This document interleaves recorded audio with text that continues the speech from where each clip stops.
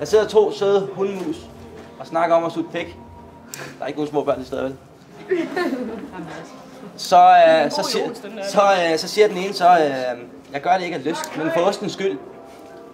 Det er også joken.